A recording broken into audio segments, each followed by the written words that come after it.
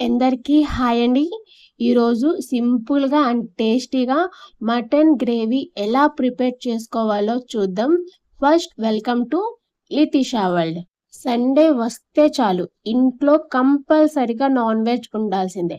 ఈరోజు mutton gravy ఎలా prepare చేసుకోవాలో చూద్దాం. ఫస్ట్ మటన్‌లో కొంచెం పసుపేసి నీట్‌గా వాష్ చేసుకొని పక్కన పెట్టుకోవాలి. అలాగే చిన్నగా కట్ చేసి పెట్టుకున్న ఆనియన్స్, పచ్చిమిర్చి, టమాటా కూడా కట్ చేసుకొని పక్కన పెట్టుకోండి. మనకి మటన్ తొందరగా కుక్ అవ్వాలన్నా, ముక్క కూడా సాఫ్ట్‌గా ఉండాలి అంటే ఖచ్చితంగా ప్రెషర్ కుక్కర్‌లోనే కర్రీ అనేది వండండి.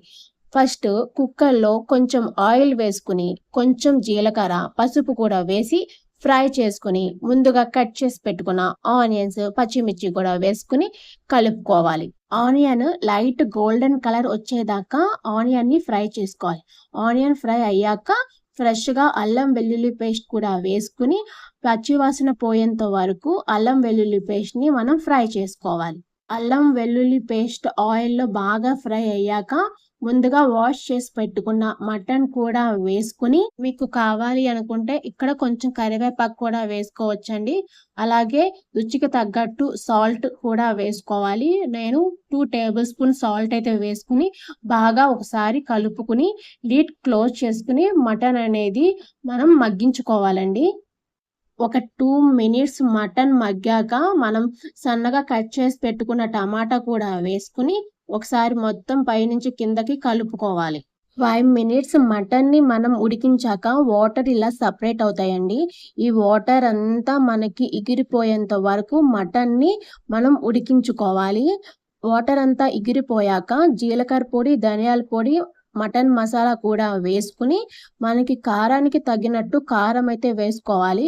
నేను 2 టేబుల్ స్పూన్ కారం అయితే వేసుకున్నానండి. మీకు స్పైసీగా కావాలనుకుంటే ఇంకో స్పూన్ అయితే పెంచుకోవచ్చు. కారం మొత్తం నీట్‌గా కలిసేలాగా కలుపుకొని ఒకసారి లిడ్ క్లోజ్ చేసి ఉప్పు, కారం ముక్కలకి బాగా పట్టేంత వరకు మగ్గించుకోవాలి. చూసారు కదండీ పైకి ఆయిల్ ఎలా తేలిందో.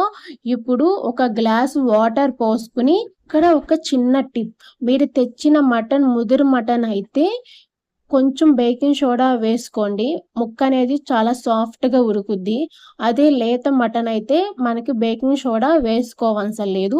వాటర్ కూడా కొంచెం పోసుకుంటే సరిపోతదండి. అలాగే కుక్కర్ క్లోజ్ చేసి విజిల్ పెట్టుకొని ఒక 4 విజిల్స్ వచ్చేదాకా మటన్ అనేది మనం ఉడికించుకోవాలి.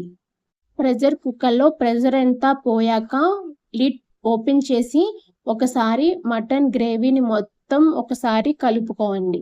మీకు గ్రేవీ అనేది థిక్‌గా కావాలి అనుకుంటే ఇప్పుడు అడ్జస్ట్ చేసుకోవచ్చండి. ఒక 5 మినిట్స్ ఉడకపెట్టుకోవచ్చు. అలాగే కొంచెం కొత్తిమీర వేసి హై ఫ్లేమ్‌లో ఒక 2 మినిట్స్ మనం మటన్ అనేది ఉడికించుకుంటే చాలా అంటే చాలా టేస్టీగా ఉంటది. ఇంతేనండి సింపుల్‌గా మటన్ గ్రేవీ ప్రిపేర్ చేసుకోవడం. చూసారు కదండీ!